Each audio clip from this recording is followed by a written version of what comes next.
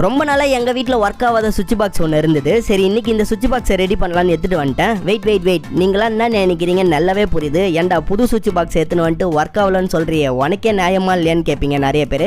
But இந்த சுவிட்ச் பாக்ஸை நான் பல்லவர சந்தையில் 100 ரூபாய்க்கு வாங்கினேன். சரி, 100 ரூபா கம்மியாக இருக்குன்னு வாங்கின்னு வந்து வீட்டுக்கு எடுத்துன்னு வந்து போட்டு பார்த்தா தான் தெரியுது ஒர்க் ஆகல. சரி, கைட்டி பார்த்தேன், உள்ளே இருக்க ஒயர்லாம் இருந்தது. சரி, அதே ஒயரே போடலான்னு பார்த்தா அந்த ஒயரும் மக்கி இருந்தது. அதனால எங்கள் வீட்டு பக்கத்தில் இருக்க எலக்ட்ரானிக் ஷாப்பில் போய் 5 மீட்டர் ஒயர் வாங்கி இருந்தபடியே அந்த ஒயரை ஃபிட் பண்ணிட்டேன்.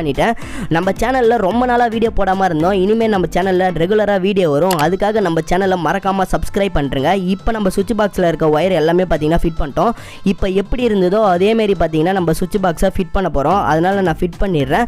இப்போ நம்ம சுவிட்ச் பாக்ஸ் பார்த்தீங்கன்னா ரெடி பண்ணிட்டோம். இப்போ நம்மளுக்கு போட்டு பார்க்கலாம் எப்படி ஒர்க் ஆகுதுன்னு பாருங்கள். இப்போ நம்ம சுவிட்ச் பாக்ஸ் ஆன் பண்ண உடனே சூப்பராகவே ஒர்க் ஆகுது. இப்போ நம்ம சார்ஜர், அடாப்டர் எல்லாமே கனெக்ட் பண்ணி பார்த்தோம். அப்பயும் அவுட்புட் நல்லாவே வருது. இது மாதிரி நிறைய இன்ட்ரெஸ்டிங்கான வீடியோவுக்கு நம்ம சேனலை மறக்காமல் சப்ஸ்கிரைப் பண்ணுங்கள்.